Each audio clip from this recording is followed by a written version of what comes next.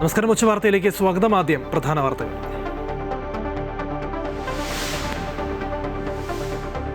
മുഖ്യമന്ത്രി ചർച്ചകളിൽ ചൂടുപിടിച്ച് കോൺഗ്രസ്. UDF അധികാരത്തിൽ വന്നാൽ രമേശ് ചെന്നിത്തല മുഖ്യമന്ത്രി ആയേക്കുമെന്ന് PJ കുര്യൻ. തെരഞ്ഞെടുപ്പാണ് മുഖ്യമെന്നും മുഖ്യമന്ത്രി ചർച്ച കോൺഗ്രസിൽ നടക്കുന്നില്ല എന്നും VD സതീശനും KC വേണുഗോപാലും. UDF ജയിച്ചാൽ മുഖ്യമന്ത്രിയെ തീരുമാനിക്കുക ഹൈക്കമാൻഡ് എന്നും നേതാക്കൾ.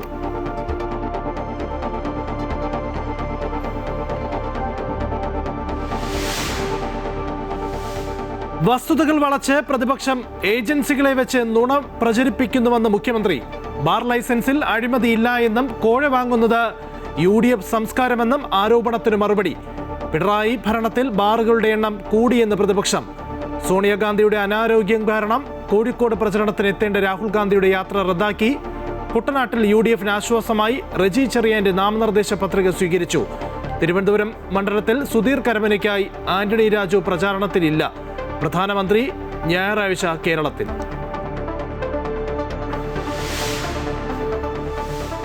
ഹോർമുസ് കടലിടുക്കിലെ എണ്ണ പ്രകൃതിവാതക വിതരണവുമായി ബന്ധപ്പെട്ട അമേരിക്കയ്ക്ക് ഇറാനിൽ നിന്നും വിലപ്പെട്ട സമ്മാനം ലഭിച്ചുവെന്ന് പ്രസിഡന്റ് ഡൊണാൾഡ് ട്രംപ്. ഇറാനെതിരായ ഉപരോധങ്ങൾ നീക്കുന്നതിന് 15 പദ്ധതിയുടെ കരട് ഇറാന് കൈമാറിയതായി സ്ഥിരീകരിക്കാത്ത റിപ്പോർട്ട്. പരസ്പരം ആക്രമണം തുടർന്ന് ഇറാനും ഇസ്രായേലും. പശ്ചിമേഷ്യൻ സംഘർഷത്തിൽ കേന്ദ്ര സർക്കാർ വിളിച്ച സർവകക്ഷി യോഗം വൈകിട്ട്.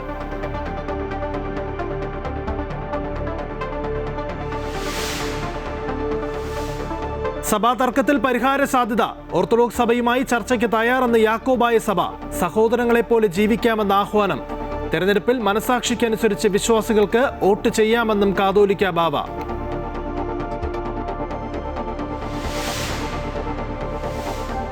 സംസ്ഥാനത്ത് ചൂട് കനക്കുന്നു. 7 ജില്ലകളിൽ കൊടും ചൂട്. കൊല്ലം മുതൽ മലപ്പുറം വരെ ജാഗ്രതാ നിർദ്ദേശം. 55 ഡിഗ്രി സെൽഷ്യസിലേക്ക് എത്തുമെന്ന് കുസാറ്റ് കാലാവസ്ഥാ പഠന കേന്ദ്രത്തിന്റെ മുന്നറിയിപ്പ്.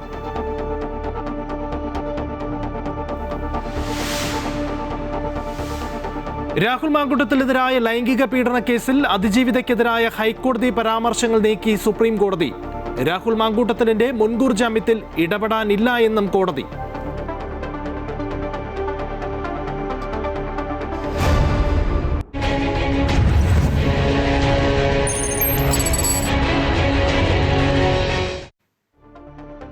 വിശദമായ വാർത്തകളിലേക്ക്. UDF അധികാരത്തിൽ വന്നാൽ രമേശ് ചെന്നിത്തല മുഖ്യമന്ത്രിയാകുമെന്ന് കോൺഗ്രസ് നേതാവ് PJ കുര്യൻ.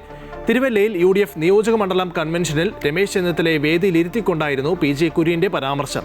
രമേശ് ചെന്നിത്തല മുഖ്യമന്ത്രിയാകുന്ന കാര്യത്തിൽ തനിക്ക് സംശയമില്ല എന്നും അദ്ദേഹം പറഞ്ഞു. എന്തായാലും മെയ് 9-ാം തീയതി നമ്മൾ ജയിച്ചാൽ ഞാൻ പറഞ്ഞല്ലോ, നമ്മുടെ മുഖ്യമന്ത്രി ചിലപ്പോ ഇവിടെ ഇരിക്കുന്ന രമേശായിരിക്കും. അല്ല, എനിക്ക് സംശയമില്ല. ചിലപ്പോ രമേശ് പറയുന്നത് പാർട്ടിയാണ് തീരുമാനിക്കുന്നത്.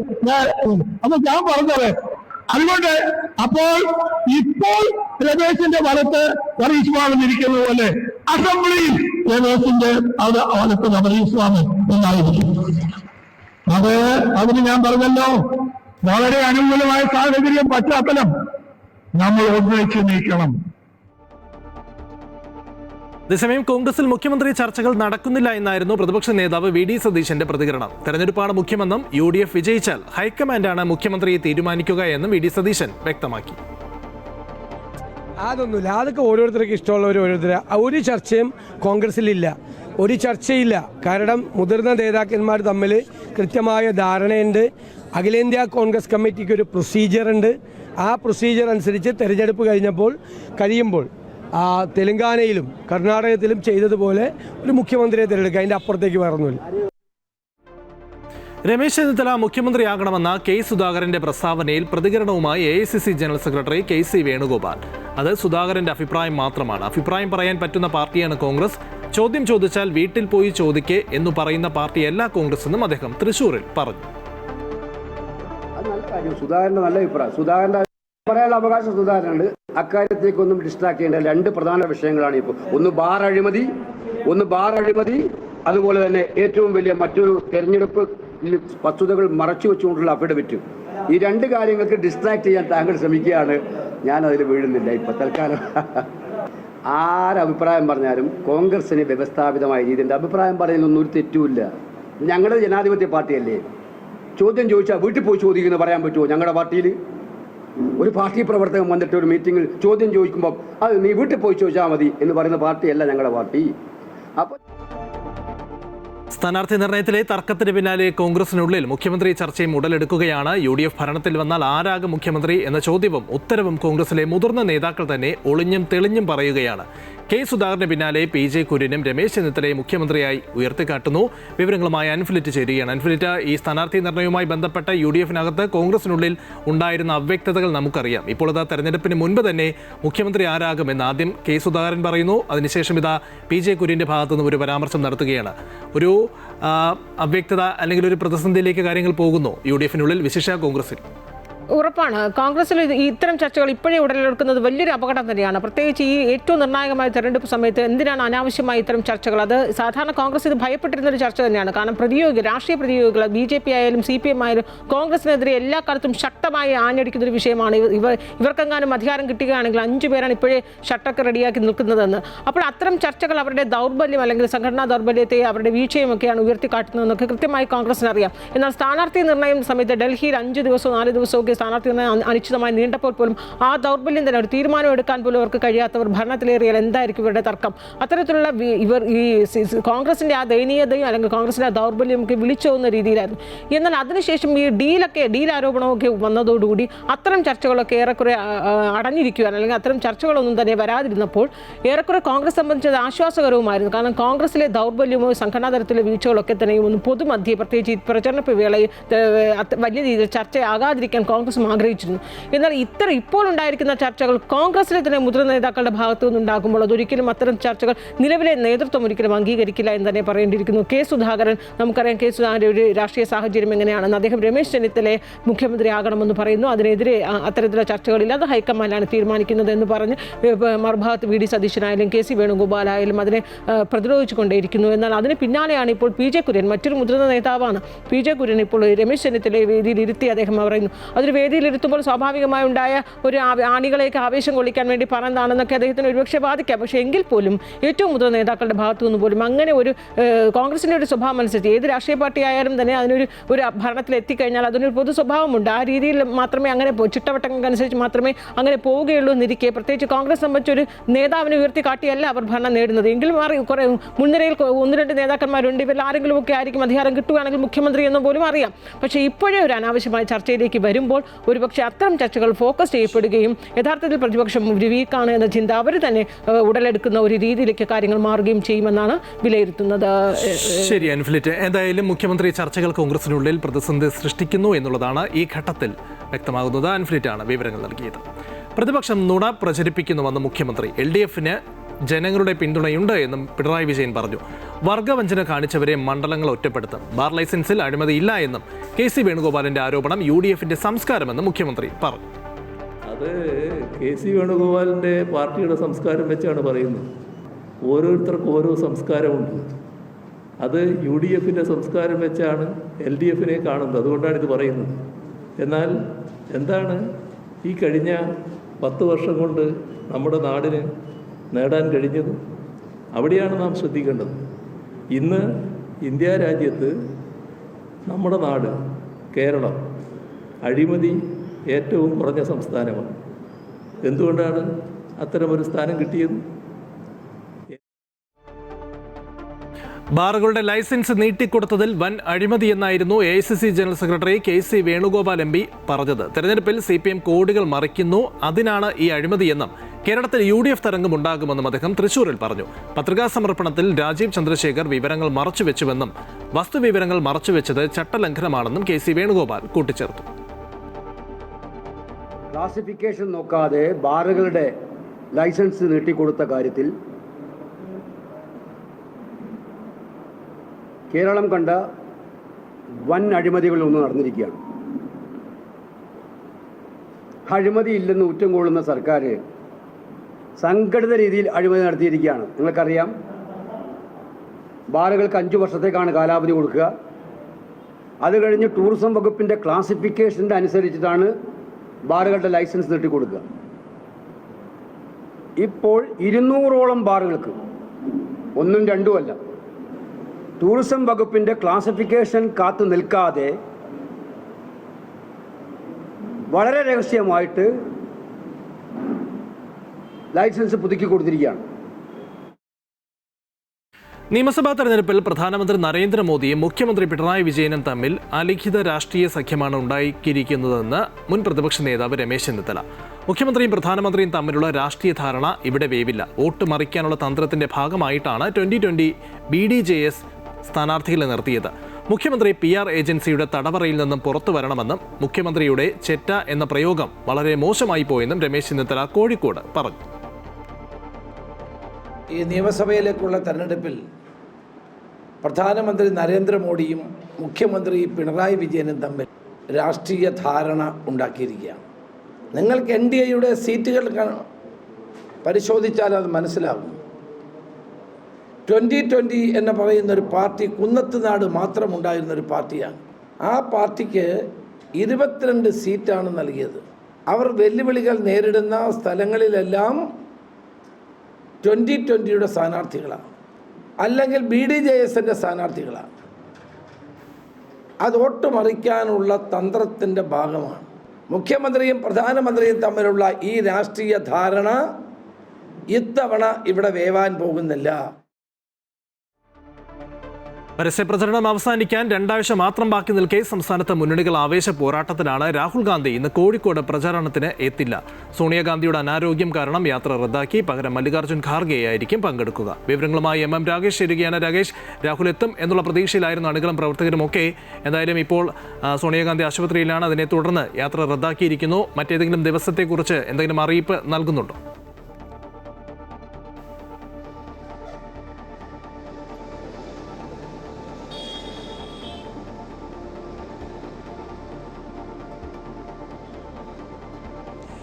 ലിജിൻ പറഞ്ഞതുപോലെ തന്നെ പ്രവർത്തകരെല്ലാം തന്നെ വലിയ ആവേശത്തിലായിരുന്നു. രാഹുൽ ഗാന്ധി കോഴിക്കോട് എത്തും എന്നറിഞ്ഞതിനെ തുടർന്ന് അത്തരത്തിലുള്ള സർപ്രൈസുകളും UDF ക്യാമ്പ് ഒരുക്കിയിരുന്നു. നമ്മൾ ഈ കാണുന്നത് ബസ്സാണ്. ഈ ബസ്സിൽ രാഹുൽ ഗാന്ധി തിരഞ്ഞെടുക്കപ്പെട്ട ചില പ്രതിനിധികളുമൊത്ത് യാത്ര, കരിപ്പൂർ വരെയുള്ള ഒരു യാത്രയാണ് പ്ലാൻ ചെയ്തിരുന്നത്. നേരത്തെ നമുക്കറിയാം, വയറ്റിൽ കത്രിക കുടുങ്ങി സർക്കാരിനെതിരെ നിരന്തര പോരാട്ടം നടത്തുന്ന ഹർഷിന, ഒപ്പം തന്നെ കുടുംബശ്രീ പ്രവർത്തകർ, അങ്ങനെ വിവിധ മേഖലകളിൽ നിന്നുള്ള 6ഓളം സംഘങ്ങളാണ് ഈ ബസ്സിൽ രാഹുൽ ഗാന്ധിയെ അനുഗമിച്ചുകൊണ്ട് പോകേണ്ടിയിരുന്നത്. എന്നാൽ ആ ഒരു യാത്രയാണ് ഇപ്പോൾ ഇല്ലാതായിരിക്കുന്നത്. ഒപ്പം തന്നെ വലിയ തരത്തിലുള്ള സജ്ജീകരണങ്ങളാണ് കോഴിക്കോട് ഒരുക്കിയിരുന്നത്. നമുക്ക് ഇവിടെ കോഴിക്കോട് കടപ്പുറത്ത് കാണാൻ വേണ്ടി സാധിക്കും. വലിയ വേദിയാണ് ഇതിനായി സജ്ജീകരിച്ചിരുന്നത്. രാഹുൽ ഗാന്ധിക്ക് പകരം മല്ലികാർജ്ജുൻ ഖാർഗെ പങ്കെടുക്കുമെന്നുള്ളതാണ് ഇപ്പോൾ ഔദ്യോഗികമായി അറിയിച്ചിട്ടുള്ളത്. UDF ക്യാമ്പ്, പ്രത്യേകിച്ച് കോഴിക്കോട് ജില്ലയിലെ മുഴുവൻ സ്ഥാനാർത്ഥികളും ഒന്നിച്ചണിനിരക്കുന്ന കോൺഗ്രസിൻ്റെ മുതിർന്ന നേതാക്കളായ KC വേണുഗോപാൽ ഉൾപ്പെടെയുള്ള നേതാക്കൾ എത്തുന്ന ഒരു വലിയ യോഗമായിരുന്നു ഇന്ന് രാഹുൽ ഗാന്ധി ഉൾപ്പെടെ പങ്കെടുക്കേണ്ടിയിരുന്നത്. അതാണിപ്പോൾ രാഹുൽ ഗാന്ധി പങ്കെടുക്കുന്നില്ല എന്നുള്ള വാർത്ത വന്നിരിക്കുന്നത്. അതേസമയം തന്നെ LDF ക്യാമ്പും മലബാറിൽ വലിയ പ്രചരണം നടത്തിക്കൊണ്ടിരിക്കുകയാണ്. ലിജിൻ, ശരി, പരസ്യപ്രചരണത്തിന് കേവലം ദിവസങ്ങൾ മാത്രം ശേഷിക്കെ രാഹുൽ ഗാന്ധി എത്തുമെന്നായിരുന്നു പ്രതീക്ഷിച്ചിരുന്നത്. എന്തായാലും രാഹുൽ ഗാന്ധി ഇന്ന് എത്തില്ല എന്നുള്ളതാണ്. MM രാകേഷാണ് വിവരങ്ങൾ നൽകിയത്.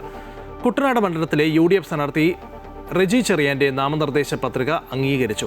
കേസുമായി ബന്ധപ്പെട്ട വിവരങ്ങൾ രേഖപ്പെടുത്തിയില്ല എന്ന് കാണിച്ച് LDF മുൻപും ആരോപണം ഉന്നയിച്ചിരുന്നു. ഇതിനെ തുടർന്നാണ് നോമിനേഷൻ പരിശോധന നീട്ടിയത്.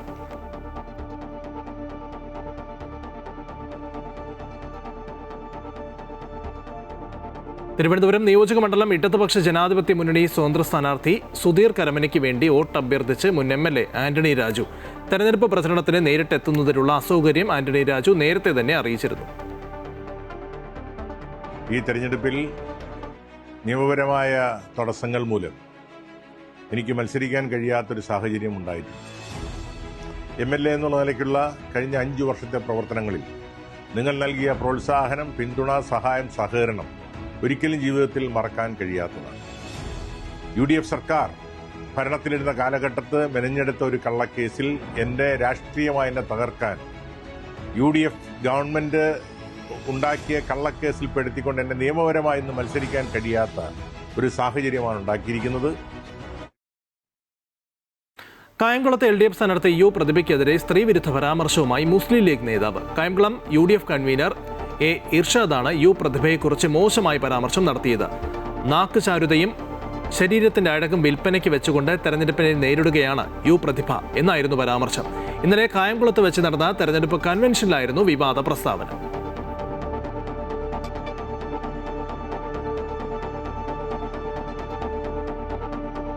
മഞ്ചേശ്വരത്ത് BJP അപരന്മാരെ പണം നൽകി നിർത്തിയെന്നും അപരനിലൂടെ UDF-നെ തകർക്കാൻ കഴിയില്ല എന്നും മുസ്ലിം ലീഗ് സ്ഥാനാർത്ഥി AK അഷ്റഫ്. മഞ്ചേശ്വരത്തെ വികസനം കാണാൻ K സുരേന്ദ്രൻ മണ്ഡലത്തിൽ വരണം. മഞ്ചേശ്വരത്ത് ഇത്തവണ UDF-ന്റെ ഭൂരിപക്ഷം 13,000 കടക്കുമെന്നും AK അഷ്റഫ് പറഞ്ഞു.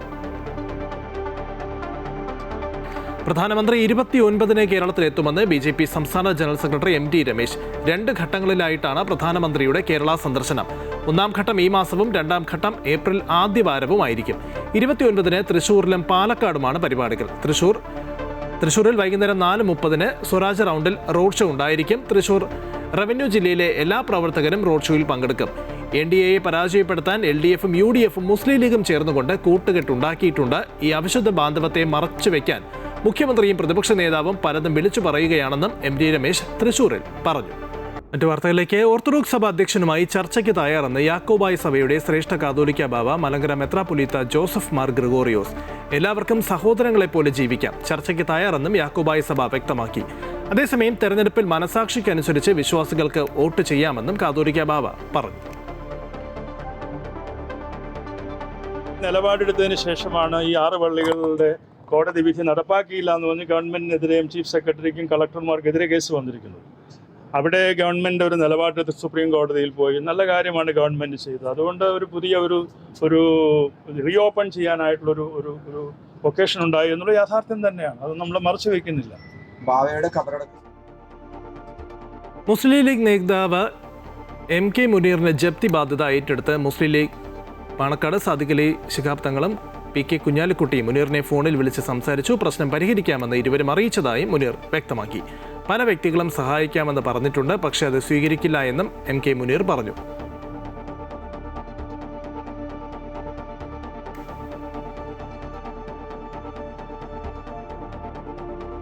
പശ്ചിമേഷ്യൻ സംഘർഷത്തിൽ നിലവിലെ സ്ഥിതിഗതികളും രാജ്യം നേരിടുന്ന വെല്ലുവിളികളും ചർച്ച ചെയ്യാൻ കേന്ദ്ര സർക്കാർ വിളിച്ച സർവകക്ഷി യോഗം വൈകിട്ട് ചേരും. പാർലമെന്റ് കോംപ്ലക്സിൽ ചേരുന്ന യോഗത്തിൽ പ്രതിരോധ മന്ത്രി രാജ്നാഥ് സിംഗ്, ആഭ്യന്തരമന്ത്രി അമിത്ഷാ, വിദേശകാര്യമന്ത്രി S ജയശങ്കർ എന്നിവർ പങ്കെടുക്കുമെന്നാണ് റിപ്പോർട്ടുകൾ.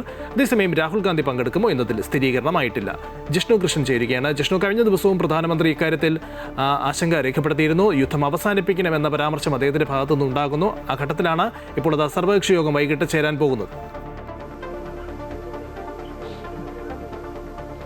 ലിജൻ, വൈകിട്ട് 5 മണിക്ക് ശേഷമാണ് സർവകക്ഷി യോഗം ചേരുന്നത്. കേന്ദ്ര പ്രതിരോധ മന്ത്രി രാജ്നാഥ് സിംഗിന്റെ അധ്യക്ഷതയിൽ ചേരുന്ന യോഗത്തിൽ പശ്ചിമേഷ്യൻ സംഘർഷവുമായി ബന്ധപ്പെട്ട് ഇന്ത്യ നേരിടുന്ന വെല്ലുവിളികൾ, പ്രതിസന്ധി ഇവ സംബന്ധിച്ച് വിശദമായ ചർച്ച നടക്കും. ഒരു കൂട്ടായ തീരുമാനമെടുക്കാനാണ് സർവകക്ഷി യോഗം വിളിച്ചു ചേർത്തത് എന്ന പ്രതികരണമാണ് കഴിഞ്ഞ ദിവസങ്ങളിൽ മുതിർന്ന കേന്ദ്രമന്ത്രിമാർ തന്നെ വ്യക്തമാക്കിയിട്ടുള്ളത്. അതേസമയം പ്രതിപക്ഷ കക്ഷി നേതാക്കൾ പങ്കെടുക്കും എന്ന് അറിയിച്ചിട്ടുണ്ടെങ്കിലും ചില പ്രതികരണങ്ങൾ ഇപ്പോൾ വരുന്നത് ഇത്തരത്തിൽ ഈ സർവകക്ഷി യോഗത്തിന് അത്രയധികം പ്രാധാന്യം നൽകുന്നുണ്ടെങ്കിൽ അതിൽ പ്രധാനമന്ത്രി പങ്കെടുക്കേണ്ടതായിരുന്നു എന്ന വിമർശനം പ്രതിപക്ഷത്തിന്റെ ഭാഗത്തുനിന്നുണ്ടാകുന്നുണ്ട്. അതോടൊപ്പം തന്നെ പ്രതിരോധ മന്ത്രി രാജ്നാഥ് സിംഗ്, ആഭ്യന്തരമന്ത്രി അമിത്ഷാ, വിദേശകാര്യമന്ത്രി ഡോക്ടർ S ജയശങ്കർ തുടങ്ങി മുതിർന്ന കേന്ദ്രമന്ത്രിമാർ തന്നെ സർവകക്ഷി യോഗത്തിൽ പങ്കെടുക്കുന്നുണ്ട്. ഇന്നലെയും രാജ്യസഭയിലും കഴിഞ്ഞ ദിവസം ലോക്സഭയിലും പ്രധാനമന്ത്രി നരേന്ദ്രമോദി തന്നെ ഈ വിഷയവുമായി ബന്ധപ്പെട്ട് ഭാരതം സ്വീകരിച്ചിട്ടുള്ള നിലപാടുകൾ, ഇന്ത്യ ഭാവിയിൽ നേരിടാൻ പോകുന്ന വെല്ലുവിളികൾ സംബന്ധിച്ചും ഒപ്പം യുദ്ധം അവസാനിപ്പിക്കുന്നതിന് ഇന്ത്യ നടത്തിയിട്ടുള്ള ഇടപെടലുകൾ സംബന്ധിച്ചെല്ലാം തന്നെ വിശദമായ പ്രതികരണം ലോക്സഭയിലും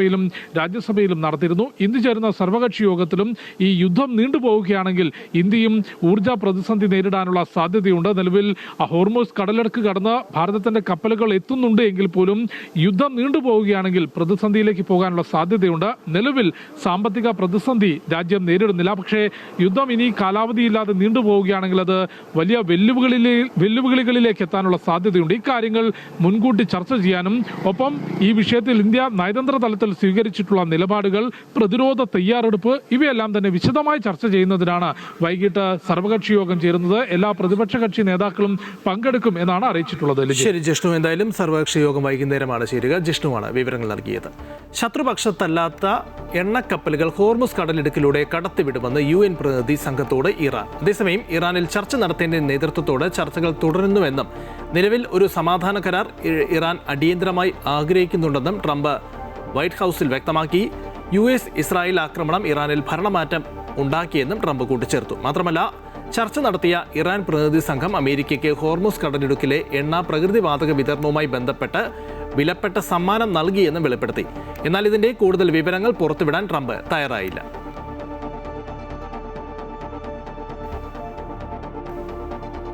സംസ്ഥാനത്ത് മീനച്ചൂട് കനക്കുന്നു. 7 ജില്ലകളിൽ ജാഗ്രത വേണമെന്ന് അധികൃതർ അറിയിച്ചു. കൊല്ലം, പത്തനംതിട്ട, കോട്ടയം, എറണാകുളം, തൃശൂർ, പാലക്കാട്, മലപ്പുറം ജില്ലകളിലാണ് കൊടും ചൂട്.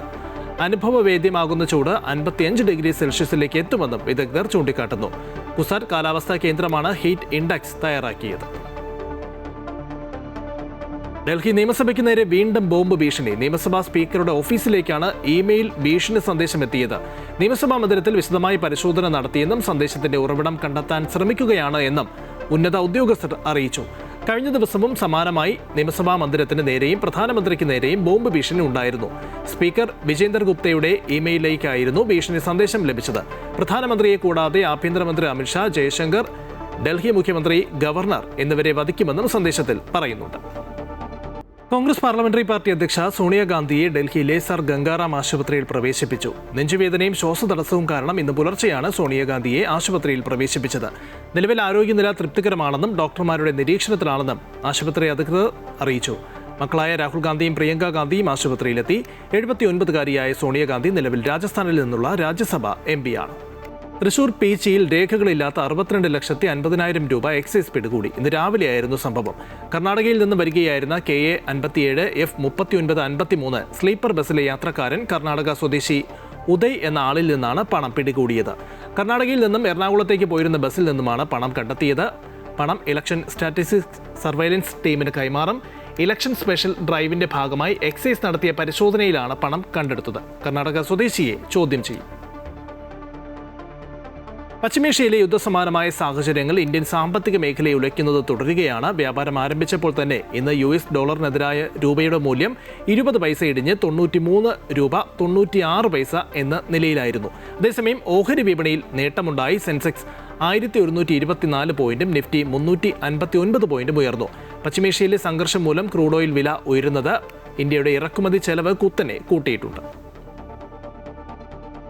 BJPയുടെ സീൽ പതിച്ച തെരഞ്ഞെടുപ്പ് കമ്മീഷന്റെ ഔദ്യോഗിക സർക്കുലറിന്റെ ചിത്രം പങ്കുവച്ചവർക്കെതിരെ നടപടിയുമായി കേരള പോലീസ്. 270 എക്സ് ഹാൻഡിലുകൾക്കും 200 ഫേസ്ബുക്ക് പേജുകൾക്കും 90 ഇൻസ്റ്റഗ്രാം ഐഡികൾക്കും പോലീസ് നോട്ടീസ് അയച്ചു. പോലീസിന്റെ നിർദ്ദേശപ്രകാരം ഫേസ്ബുക്ക്, ഇൻസ്റ്റഗ്രാമും വിവാദ ചിത്രം ഉൾപ്പെട്ട പോസ്റ്റുകൾ നീക്കം ചെയ്തുവെങ്കിലും എക്സ് പ്ലാറ്റ്ഫോമിൽ നിന്നും പോസ്റ്റുകൾ പൂർണ്ണമായും നീക്കിയിട്ടില്ല. പോലീസിനെ ഉപയോഗിച്ച് സമൂഹമാധ്യമ ഉപഭോക്താക്കളെ നിശബ്ദരാക്കാനുള്ള നീക്കമാണ് നടക്കുന്നത് എന്ന വിമർശനവും ഉയരുന്നുണ്ട്.